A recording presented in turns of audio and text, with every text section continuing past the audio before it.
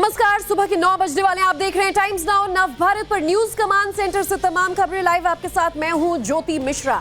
आज खाड़ी में युद्ध का 38वां दिन है और एक महीने बीत जाने के बाद भी युद्ध के मैदान में वार पलटवार लगातार जारी है।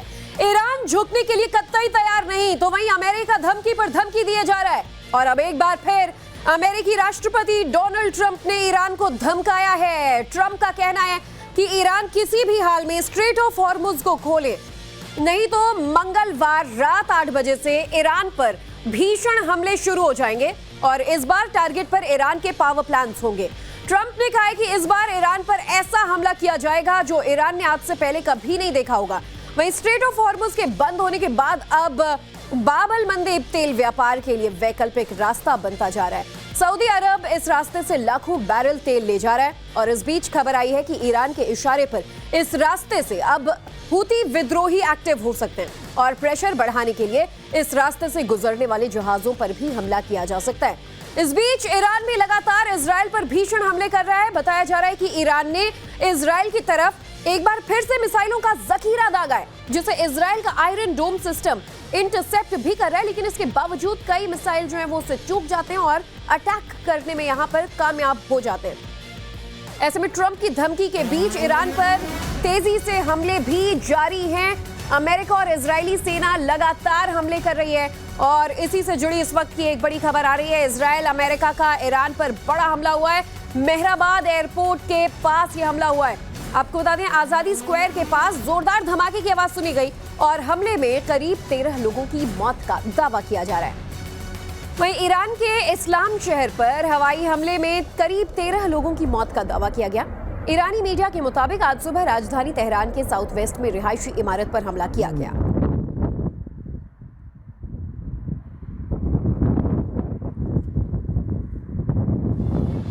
तो ईरान की राजधानी तेहरान में अमेरिका इजराइल के ताबड़तोड़ हमले जारी हैं और इसी से जुड़ी एक बड़ी खबर आ रही है। ईरान के करीब 12 शहरों में ताबड़तोड़ हमले हुए हैं। बीते कुछ घंटों में कई जगहों को निशाना बनाया गया है और मेहराबाद हवाई अड्डे के पास उठता दिखा धुआं।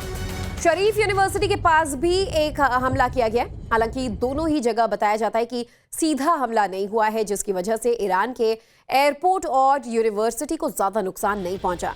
लेकिन बीते कई दिनों में ईरान की कई यूनिवर्सिटीज को सीधा निशाना बनाने की कोशिश की गई है।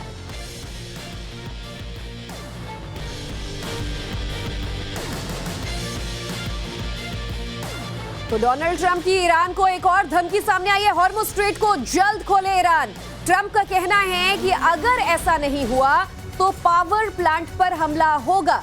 मंगलवार रात 8 बजे तक ईरान पर जोरदार हमले शुरू कर देंगे।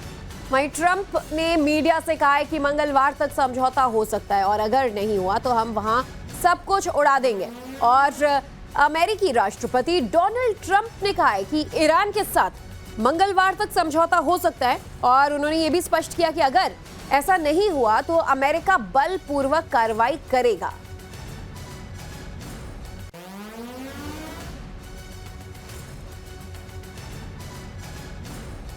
तो डोनाल्ड ट्रंप ने इस बार अपने धमकी भरे बयान में ईरान के लिए क्या कुछ कहा, चलिए आपको ग्राफिक्स के जरिए बताते हैं। डोनाल्ड ट्रंप कह रहे हैं कि हॉर्मुज खोलो, नहीं तो मैं बड़ा हमला करूंगा।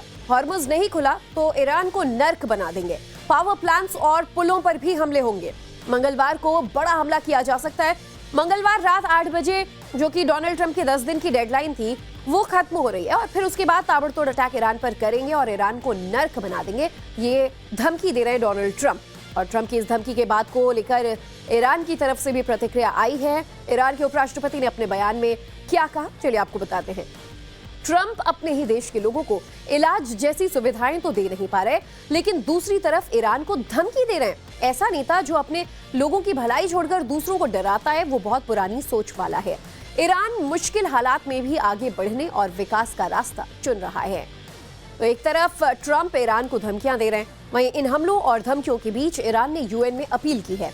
ईरान ने अपनी अपील में कहा है कि राष्ट्रपति ट्रंप नागरिक बुनियादी ढांचे को निशाना बनाने की धमकी दे रहे हैं। ये सीधा युद्ध अपराध है और का इरादा और नागरिकों को आतंकित करने की कोशिश है।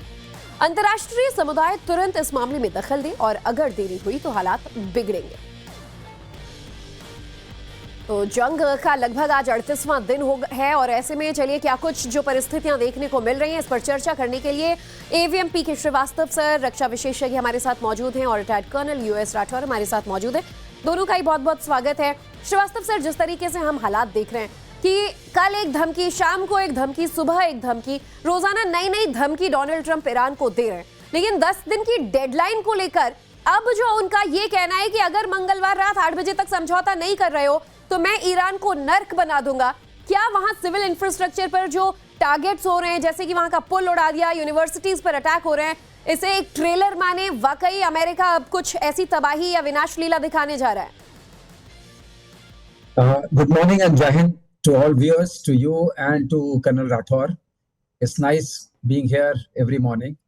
अब आपको जो ट्रंप बता रहे हैं और जिस तरह की भाषा का प्रयोग कर रहे हैं, वो किसी भी राष्ट्रपति जो इतने शक्तिशाली देश का राष्ट्रपति है, इतने समृद्ध देश का राष्ट्रपति है, उसको शोभा तो बिल्कुल ही नहीं देता है, बल्कि अपने आप में एक नया प्रश्न चिन्ह खड़ा करता है कि जो इन पदों पर लोग बैठे हैं वो मर्यादा का अगर पालन नहीं करेंगे तो बाकी जो और ग्रुप्स हैं, जिनको हम कभी कभी टेररिस्ट ग्रुप्स कहते हैं, स्मॉल स्टेट्स कहते हैं, उनके राष्ट्रपतियों से क्या उम्मीद करनी चाहिए। ये तो भाषा की बात होगी। और जहां तक इनकी बात है, इन्होंने कुछ दिन पहले कहा था कि स्ट्रेट ऑफ हॉर्मुज से मुझे कोई मतलब नहीं है, जिसको तेल चाहिए वो खुलवा ले। अब कह रहे हैं कि अगर नहीं खोला तो हम इतना प्रहार करेंगे। जो सिविलियन इंफ्रास्ट्रक्चर की बात कर रहे हैं, ब्रिजेस की बात कर रहे हैं, पावर प्लांट्स की बात कर रहे हैं, जिनेवा कन्वेंशन के अंदर, इंटरनेशनल रूल्स ऑफ एंगेजमेंट के अंदर ये वॉर क्राइम्स में आता है। वो खुल के बोल रहे हैं। इसका मतलब जो विश्व में जो भी थोड़ी बहुत व्यवस्था है लड़ाई लड़ने की, वो भी टूट रही है। ये अपने आप में सबसे बड़ा अशुभ संकेत है, जिसको अगर आप मुझसे एज ए वेटरन पूछिए, ये बिल्कुल गलत है। दूसरी बात यह है कि ईरान को नर्क बना देंगे। ईरान तो अभी ही नर्क बन चुका है। ईरान में 22,000 टारगेट्स को आपने अटैक किया है, यूनिवर्सिटीज को, स्कूल्स को, कैंसर हॉस्पिटल को, फार्मास्यूटिकल कंपनीज को और उनके गैस प्लांट को भी, तो वो नर्क बन चुका है। लेकिन ईरान क्या कर सकता है? ईरान अगल बगल के देशों को नर्क बना देगा, जहां पर समृद्धि है, शांति है और सब चीज सुचारू रूप से चल रही थी। तो ईरान का पलटवार वही होगा और ये मानवता के लिए, विश्व के लिए कोई अच्छी चीज नहीं है। तो ट्रंप को ये सोचना पड़ेगा कि अगर यहाँ इतने महाशक्तिशाली देश के वो नेता हैं तो उन्हें विश्व का ध्यान रखना पड़ेगा।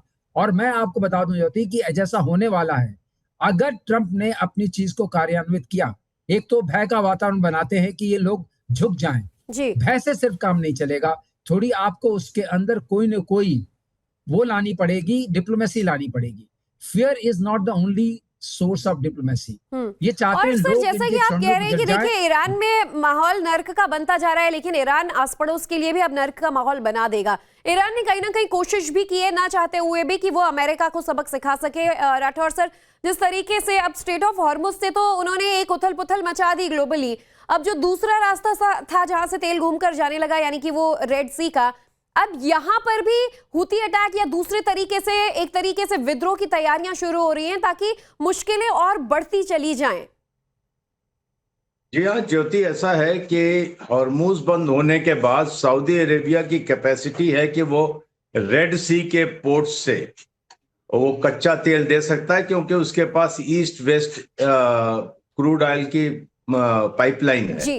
लेकिन अब हुती के एक्टिव होने के बाद ना तो बाबले मंदब में कोई शिप घुस सकता है, ना वहां से बाहर आ सकता है।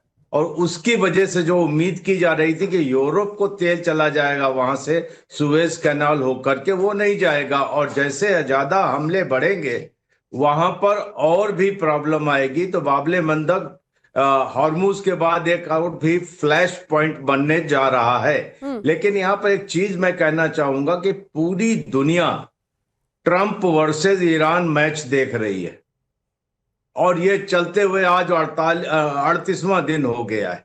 किसी ने शांति की पहल नहीं की, न रूस कुछ कहता है, न चीन कुछ कहता है, तो किसी ने तो करनी चाहिए। अगर नहीं होगी तो ईरान कितने दिन तक मार खाएगा? सर, ईरान ने यूएन का रुख किया है, क्या कोई इंटरफेरेंस होगा? अब इंटरफेरेंस के बगैर कैसे होगा? जो बाकी थर्ड पार्टीज हैं, ये पूरा विश्व समुदाय है, ये वहां से ट्वीट करने से तो काम नहीं चलेगा। अब उन्हें आना चाहिए सामने, कुछ ट्रंप की मानो, कुछ ईरान की मानो, कम जी। से कम एक समझौता तो कराओ। जिस तरीके से आप एक कमजोर नेशन को मारे जा रहे हो, आखिरकार ईरानी सफर करेंगे, रिजीम का कुछ नहीं होगा। बिल्कुल सही कहा आपने सर, और कहीं ना कहीं अब एक मिडवे सोल्यूशन आ जाना चाहिए, क्योंकि महीने भर का वक्त हो चुका है और अब ऐसे में जो हालात है वो किसी भी मुल्क के पक्ष में फेवरेबल बिल्कुल नजर नहीं आते हैं। इधर अमेरिकी फाइटर जेट पायलट के रेस्क्यू को लेकर अब ईरान का एक बड़ा बयान सामने आया है और इसी से जुड़ी इस वक्त की बड़ी खबर, फाइटर जेट पायलट के रेस्क्यू पर IRGC ने भी अपना बयान दिया है। कहा है कि रेस्क्यू ऑपरेशन को लेकर ईरान बड़ा दावा कर रहा है। अपने ही सैन्य विमानों और कर्मियों पर अमेरिका ने बमबारी की। जिन विमानों को ईरान ने गिराया उन्हीं पर बम बरसाए। ट्रंप की शर्मिंदगी है ये, खोखली छवि को बचाने के लिए वो हमला कर रहे हैं। और देखिए बड़ा बयान ये सामने आया। आपको बता दें, दरअसल शुक्रवार को ईरान ने अमेरिका के अजय योद्धा यानी F-15 फाइटर को मार गिराया। इसके बाद उसका एक पायलट ईरान में गायब हो गया था और उसे लेकर कल ट्रंप ने दावा किया कि अमेरिका ने उसे अपने खोए हुए पायलट का रेस्क्यू कर लिया। ये एक तरीके से वर्चस्व की जीत थी कि ईरान में हमारा पायलट गिरा और वहीं पर दिन दहाड़े हम जाकर अपने पायलट को सुरक्षित ले आते हैं। लेकिन अब इसी पायलट के रेस्क्यू को लेकर ईरान ने यह बड़ा दावा कर दिया है।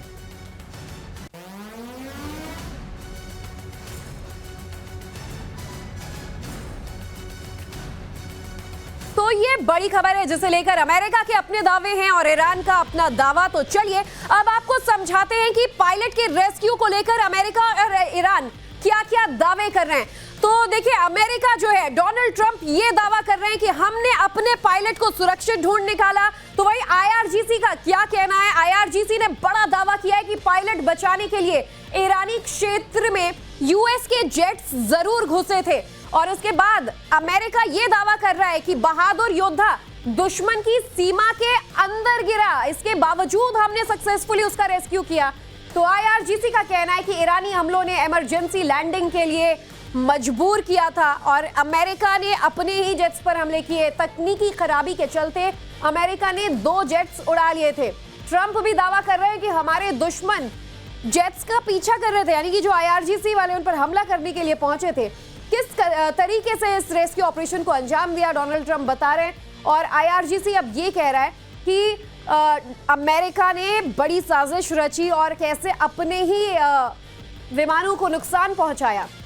डोनाल्ड ट्रंप का बड़ा दावा यह है कि दर्जनों विमान जो हैं वो हमारे एक पायलट का रेस्क्यू करने के लिए भेजे गए और दिन दहाड़े दुश्मन के देश में घुसकर उनके सीमा पार जाकर पायलट को सुरक्षित निकाला। IRGC का दावा है कि इसके बाद भी उन्हें 2 रेस्क्यू जेट्स अलग से बुलाने पड़े, यानी कि अमेरिका की हालत बहुत ज्यादा पतली हो गई थी। IRGC दावा कर रहा है कि ईरानी इलाकों से उन्होंने पायलट को रेस्क्यू किया। तो देखिए जिस तरीके से ये अपने अपने दावे हो रहे हैं और इस बीच श्रीवास्तव सर, एक बड़ा सवाल यही कि पायलट को तो ढूंढ निकाला गया, डोनाल्ड ट्रंप ये कह रहे हैं कि अपनी बहादुरी दिखा रहे हैं दुनिया के सामने, लेकिन ईरान कह रहा है कि अपना खोया हुआ वजूद या फिर जो खोखली हो चुकी इमेज वो बचाने के लिए झूठ बोल रहे हैं। तो अगर ज्योति थोड़ा टाइम दें तो इसके कॉन्टेक्स्ट में 3 चीजें बड़ी इंपॉर्टेंट है। पहली चीज ये इंपॉर्टेंट है कि जो ट्रंप ने बोला था कि हमने उनकी army, navy, air force, air defence को ऑब्लिटरेट कर दिया है, वो बात सही नहीं है। अभी भी वो सक्षम है और वो F-15 स्ट्राइक ईगल को गिरा सकती है। तो ये अपने पे बहुत बड़ा सेटबैक है जो ट्रंप ने अपने डायलॉग्स बोले थे। दूसरी बात यह है कि रेस्क्यू ऑपरेशन, इसमें इसके 2 पक्ष होते हैं। एक पायलट का अपना पक्ष होता है कि पायलट अपने आप को कैसे हैंडल करता है, वहां पर उनकी सेरे टेक्निक काम आती है। सेरे का मतलब होता है सर्वाइवल, इवेशन जिसको बोलते हैं, रेजिस्टेंस एंड एस्केप। ये होली ग्रेल माना जाता है किसी भी फाइटर पायलट को कि अगर वो एनिमी टेरिटरी में बिहाइंड द लाइंस गिरता है तो अपने आप को पकड़ने से बचा करके वहां से निकाल ले। तो ये बड़ा इंपॉर्टेंट काम है जिसमें जो कर्नल थे उन्होंने अपना रोल बखूबी निभाया और वो एक रिज पे चढ़ के जो कुछ few hundred feet हाई थी और वहां पर उनके पास लेकिन इक्विपमेंट होता है, उनके पास सैटेलाइट कम्युनिकेशन सिक्योर होता है, उनके पास अपने बीकन्स होते हैं। इसका मतलब फ्रेंडली फोर्सेस उनकी लोकेशन को जान सकती हैं और सैटेलाइट इमेजरी के थ्रू, जो एक जीपीएस की तरह समझाने के लिए मैं आपको कह रहा हूं, उसमें उनका डॉट पता रहता है कि ये हमारा जो पायलट है किस जगह पे है। और उन्होंने साइबर का इस्तेमाल करके ये मिसफीड किया कि ये पायलट कहीं और है, जिससे आईआरजीसी की जो फोर्सेस थी वहां कंसंट्रेट करती रही। ये तो हो गया पायलट का पक्ष, उसने कैसे काम किया। दूसरा होता है जो रेस्क्यू टीम आती है। रेस्क्यू टीम ने बहुत अच्छा काम किया, क्योंकि इसमें पॉलिटिकल अगर आप माइलेज लेना चाहते हैं वो नहीं है, क्योंकि ये एक प्रोटोकॉल है, ब्रीफिंग की आती है जब भी ऐसे जहाज जाते हैं एनिमी टेरिटरी में, तो एक्सट्रैक्शन की बात हर ब्रीफिंग होती है, हर मिशन के लिए होती है। और ये एक यूएस पर्सनल रिकवरी डॉक्ट्रिन है, उसके तहत आता है, चाहे प्रेसिडेंसी कोई भी हो, चाहे प्रेसिडेंट ट्रंप रहे चाहे प्रेसिडेंट बाइडेन होते, ये एक्शन लिया जाता है। यहाँ पर उन फोर्सेस ने बहुत अच्छे से काम किया। उसमें 2 ब्लैक हेलीकॉप्टर्स जाते हैं, उसमें एक A-10 काइंड ऑफ एयरक्राफ्ट जाता है जो फ्लाइंग मशीन गन माना जाता है, उसमें रिफ्यूलर्स भी साथ में होते हैं, इससे कि डीप आप जा सकें। इसी पर राठौर सर आपकी भी प्रतिक्रिया चाहूंगी कि आखिर जब दावा ये किया जा रहा है अमेरिका की तरफ, बोलिए सर, आप कंप्लीट करिए। जी सर। तो उसमें सबसे बड़ी बात यह कि ये वाली जो चीज हुई, जो कह रहे हैं कि उन्होंने अपने जहाज को खुद उड़ा दिया। अगर कोई जहाज गिर जाता है तो उसको ब्लो अप करने का भी प्रोटोकॉल और प्रोसीजर है। तो ईरान भी ये क्लेम नहीं कर सकता कि उन्होंने ऐसे उड़ाया, ये उनका प्रोसीजर है।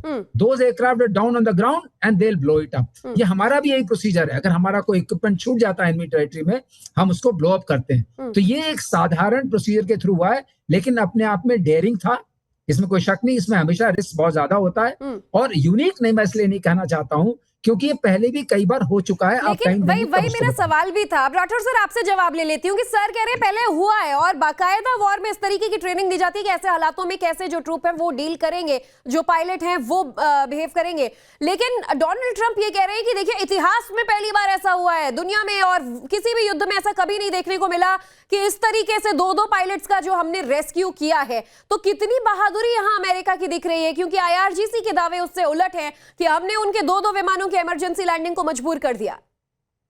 देखिए ज्योति, ये सशस्त्र सेनाओं का एक बेस वाक्य होता है, never leave a person behind. किसी को पीछे छोड़कर मत आओ। तो इसके चलते लोग सर्च एंड रेस्क्यू करते हैं, अपने अपनी सामर्थ्य के हिसाब से करते हैं। मानना पड़ेगा कि अमेरिका के पास इसकी बहुत ज्यादा सामर्थ्य है, जो हमने 3 अप्रैल से लेकर के 5 अप्रैल के बीच में वाकई देखी। और इसके अंदर में जैसे कि APM श्रीवास्तव बता रहे थे, खतरे बहुत होते हैं। यहाँ पर एक और चीज मैं लाइटली बताना चाहूंगा कि अमेरिका का ईरान में थोड़ा ग्रह भी खराब है। अब अप्रैल 1980 में ईगल क्लॉ लॉन्च किया था ईरान में तेहरान में अपनी US एम्बेसी से लोगों को निकालने के लिए। आपस में हेलीकॉप्टर लड़ गए और वो पूरा का पूरा ऑपरेशन रद्द करना पड़ा था। तो यहाँ पर भी यही हुआ, जब इन्होंने एक डिसयूज्ड एयरफील्ड पे C-130 को उतारा, फिर वो उड़ नहीं पाए तो उन्हें नष्ट करना पड़ा। लेकिन कुल मिलाकर के ये ऑपरेशन बहुत शानदार था और इसको कई बार अमेरिका ने किया है, इजराइल ने भी किया है। और ये सर्च और रेस्क्यू ऑपरेशन सिर्फ वॉर टाइम के लिए नहीं होता। अगर पीस टाइम में भी कोई जब गिर जाता है पायलट, कहीं लड़ जाता है जंगलों में, पहाड़ों में, तो वो यही तरीके से ढूंढते, सिर्फ उसमें वॉर टाइम नहीं होता। बिल्कुल, ये हमने पहले कई बार देखा है। आपको रुकते हुए सर जरा दर्शकों को यहाँ पे हम समझा देते हैं एक बार विस्तार से कि ये मामला था क्या, क्यों एक पायलट के रेस्क्यू के लिए अमेरिका ने अपनी पूरी ताकत लगा दी, उसे अपने ही रेस्क्यू जेट्स तक कुर्बान करने पड़ गए। चलिए मैं आपको एक बार पहले विस्तार से बताती हूँ कि अमेरिका ने अपने पायलट को कैसे बचाया, मामला इतना ज्यादा क्यों सुर्खियों में बना हुआ है। दरअसल ईरानी बलों ने शुक्रवार के दिन F-15 फाइटर को मार गिराया। ये अमेरिका की नाक का सवाल था, बड़ा नुकसान अमेरिका को। और जेट में सवार 2 पायलट्स, दोनों पायलट्स सेफली इजेक्ट कर जाते हैं, लेकिन ईरानी जमीन पर गिरते हैं। और उसी दिन पहले जो पायलट है उसे अमेरिकी सेना ने रेस्क्यू कर लिया। अब दूसरे पायलट का क्या हुआ? दूसरा क्रू मेंबर है, उसका पता नहीं लगाया जा सका, ट्रैक नहीं किया जा सका कि आखिर दूसरा पायलट कहां गया। अब दूसरे पायलट को पकड़े जाने से बचने के लिए वो 2 दिन तक ये जो पायलट है ईरान के पहाड़ियों में, वहां मौजूद जो पहाड़ हैं, छिपा रहा।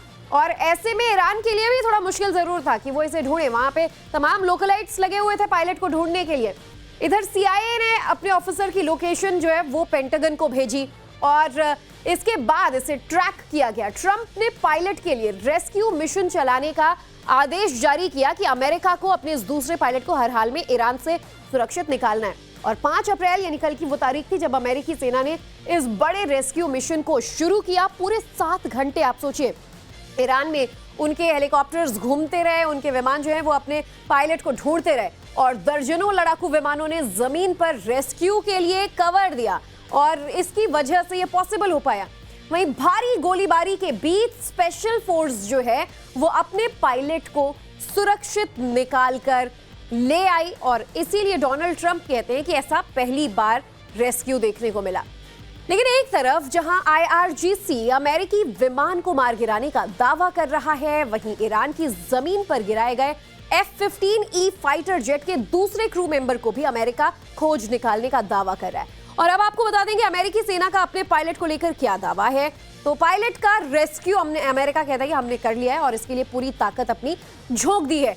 पायलट को बचाने के लिए अमेरिका ने कैसे अपनी पूरी ताकत झोंकी ये भी हमने आपको बताया। अमेरिका नहीं चाहता था कि पायलट पकड़ा जाए, ये कहना है ईरान का। वहीं ट्रंप नहीं चाहते थे कि पायलट ईरानी सेना की पकड़ में आए और इस ऑपरेशन में अमेरिका के 100 कमांडर्स लगाए गए। 12 हेलीकॉप्टरों के जरिए उस इलाके पर नजरें गड़ाए रहे जहां ये लड़ाकू विमान गिरा था। वहां सर्च ऑपरेशन चलता रहा। घंटों की मेहनत के बाद पायलट को फिर सुरक्षित रिकवर करने का दावा किया गया। तो एवीएम श्रीवास्तव, जिस तरीके से ये रेस्क्यू की बातें कही जा रही हैं, निश्चित तौर पर कल भी हम डिस्कशन में यही कह रहे थे कि अमेरिका की साख का सवाल हो जाता है। अगर इस जंग में जैसे वो ईरान से अब तक मुंह की खाते नजर आए कई बार, ये रेस्क्यू भी नहीं हो पाता तो उनके साख पर बट्टा लग जाता। यदि मैं हर बात से सहमत हूं जो ट्रंप कह रहे हैं कि हमने बड़ा अच्छा ऑपरेशन किया, एक बात से मेरी असहमति है कि अगर चाहे ट्रंप की प्रेसिडेंसी होती या किसी की प्रेसिडेंसी होती, ये काम होना ही था, because this is part of the mission. जब आप मिशन लॉन्च करते हैं तो रेस्क्यू ऑपरेशन, जिसको पीस टाइम में सर्च एंड रेस्क्यू बोलते हैं और वॉर टाइम में कॉम्बैट सर्च एंड रेस्क्यू बोलते हैं, वो उसका पार्ट होता है, वो हमेशा उसका पार्ट होता है। और जी ये बातें बाकी कही जा रही कि 100 कमांडर्स लगाए गए, इतने सारे लोग लगाए गए, वो ऑलरेडी सेटअप प्रोटोकॉल है, उसका पालन किया जाता है और ये पूरी शक्ति लगती ही लगती है। थ्रेट होता है क्योंकि enemy behind the enemy lines है। थ्रेट मैनपैड्स का भी होता है, जो शोल्डर फायर मिसाइल्स होती हैं। थ्रेट वहां की जो बची खुची मिसाइल्स उनका भी होता है। ब्लैक हॉक जो हेलीकॉप्टर है और जो A-10 वहां गया था उस सपोर्ट करने के लिए, ये सारे के सारे अगर प्रिमिटिव रेडार आपके पास है तब भी उसको अच्छे से पेंट करते हैं and they are supposed to be very vulnerable targets. तो इनको गिराया भी जा सकता है। तो ये अपने आप में उस हिसाब से एक मिलिट्री ऑपरेशन है जो वेल सेट है, वेल रिहर्स्ड है, वेल प्रैक्टिस्ड है।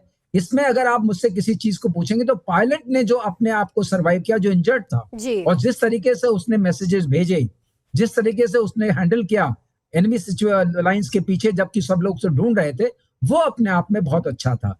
और दूसरी बात बहुत अच्छी ये थी कि जो साइबर से उन्होंने IRGC की फोर्सेस को गलत लोकेशन देते रहे, वो भी अपने आप में एक टेक्नोलॉजी। तो अगर आप मुझसे कहेंगे तो it was a technologically advanced and technologically very highly supported operation. उस मामले में ऑफ कोर्स आप अमेरिका को चूक नहीं सकते हैं। एक और सवाल राठौर सर ये भी देखिए कि अब ईरान की स्थिति जरा हमें समझाइए। एक तरफ अमेरिका ने वापस से दिखा दिया है कि हमारे पास अभी भी बड़ा दमखम है और जो हम दावे कर रहे हैं वैसा कर दिखाएंगे। 8 घंटे की और मोहलत मुझे लगता है, यानी कि जो उन्होंने कहा था मंगलवार को रात 8 बजे तक की डेडलाइन है। हमारा तो 8 आज ही बज जाएगा, लेकिन कल सुबह तक अगर हम अमेरिकन टाइम के हिसाब से देख भी लें तो ईरान का क्या होने वाला है आगे, क्योंकि वो हॉर्मुज पर भी झुकने के लिए तैयार नहीं है। देखिए, मुझे जो लग रहा है कि ईरान के ऊपर एक राउंड बहुत ही सीवियर बमबारी का शुरू होगा और उसके लिए मेरे ख्याल से एक और डेडलाइन दी जा चुकी है बुधवार तक की। उसके बाद ट्रंप जो है वो करेंगे। और आप ये चीज देखिए कि ईरान ने ये भी खबर आई, खर्ग आइलैंड से अब तेल भेजना बंद कर दिया है और गल्फ ऑफ ओमान में उसका एक पोर्ट है जस्क, बंदरे जस्क, वहां से तेल बेचना शुरू कर दिया है, उसको एक्टिवेट कर दिया है। तो उसे लग रहा है कि कुछ करेंगे और एक बहुत बड़ी वेव आएगी अटैक की, होने वाला है, जिसमें पावर प्लांट और ये जितने सिविलियन इंफ्रास्ट्रक्चर के टारगेट हैं इनको निशाना बनाया जाएगा अनफॉर्चुनेटली। लेकिन वो चाहते हैं कि इस तरीके से बल प्रयोग से ईरान को बातचीत के लिए राजी किया जा सके। और ये चीज मैं अभी जानता हूं कि एक विंडो बनती है पूरे विश्व समुदाय को कि अब यहाँ पर इंटरवीन करके कम से कम बातचीत तो करवाए, नहीं तो यह युद्ध चलता रहेगा और सर, वाकई ये इंटरव्यू ईरान का कौन बहुत कर नुकसान पाएगा हो रहा फिलहाल? है। क्योंकि बातचीत तो चीन से भी हो रही है, बातचीत तो रूस से भी हो रही है, लेकिन नेगोशिएशन के टेबल पर कोई नहीं लाया है।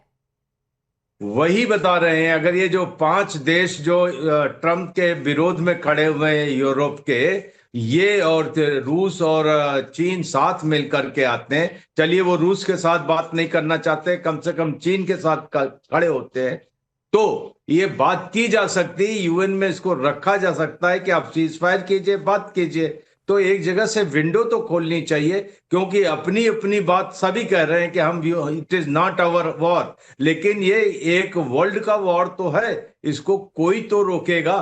नहीं रोकेगा तो ईरान कब तक मार खाएगा? ईरान तो कोई चीज नहीं, ईरानियों का क्या होगा बिल्कुल जिस सही कह रहे तरीके हैं से सर वो आप। सफर और कर युद्ध रहे हैं। उल्लंघन का आरोप भी ईरान इसीलिए लगा रहा है और अब यूएन का रुख किया है। श्रीवास्तव सर, इस पर भी आपकी प्रतिक्रिया मैं चाहूंगी कि अब ईरान क्या जो है वो थोड़ा बहुत बैकफुट पर जाता नजर आ रहा है, क्योंकि ईरान अब तक मरने मारने के लिए तैयार था, लेकिन अब सिविल इंफ्रास्ट्रक्चर ध्वस्त किए जा रहे हैं, यूनिवर्सिटीज पर हमला हो रहा है, बड़े बड़े पुल धराशायी हो रहे हैं। यूएन का रुख जरूर किया है कि आप इंटरफियर करिए, अमेरिका जैसे कि युद्ध उल्लंघन कर रहा है उसे रोकिए। क्या अब यूएन भी इस दिशा में आगे बढ़ाएगा, कोई कदम लेगा? हाँ ज्योति, देखिए ईरान जो है वो अपने आप में अपने को उसने पूरे कॉन्फ्लिक्ट में एक हाई मॉरल पोडेस्टल पर रखा है और उसने भाषा की मर्यादा भी बना के रखी है। तो ये दोनों चीजें उसके साथ हैं। और जैसा कर्नल राठौर कह रहे हैं कि हम विश कर रहे हैं, हम प्रे कर रहे हैं कि बाकी जो कंट्रीज हैं वो प्रेशर डालें ट्रंप के ऊपर कि ट्रंप इस चीज को करने की कोशिश ना करें। लेकिन मैं आपको एक बात बता दूं, ईरान बैकफुट पर है, ईरान सब पे है, ईरान के लिए एग्जिस्टेंशियल क्राइसिस है। जो 15 पॉइंट प्रोग्राम है वो एक्सेप्टेबल नहीं है, क्योंकि वो एक्सेप्टेबल हो नहीं सकता है। ईरान अब अपने इसका बदला लेगा। जो गल्फ कंट्रीज की पावर प्लांट्स हैं, पेट्रो कॉम्प्लेक्सेस हैं, डिसैलिनेशन प्लांट्स हैं, उनको तहस नहस करने का, ये अपने आप में विश्व के लिए एक बहुत ही बड़ा अशुभ संकेत ही नहीं है, ये बहुत बड़ी विनाश लीला है। बिल्कुल, और इसीलिए शायद अभी हम ये कह रहे हैं कि वक्त आ गया है कि अब नेगोशिएशंस हो और दोनों मुल्कों के बीच सहमति बने और जंग को रोकने के लिए किसी भी तरीके से बातचीत आगे बढ़े। शुक्रिया आप दोनों का हमारे साथ जुड़ने के लिए और युद्ध पर हमारी चर्चा को आगे बढ़ाने के लिए। बहुत बहुत धन्यवाद सर।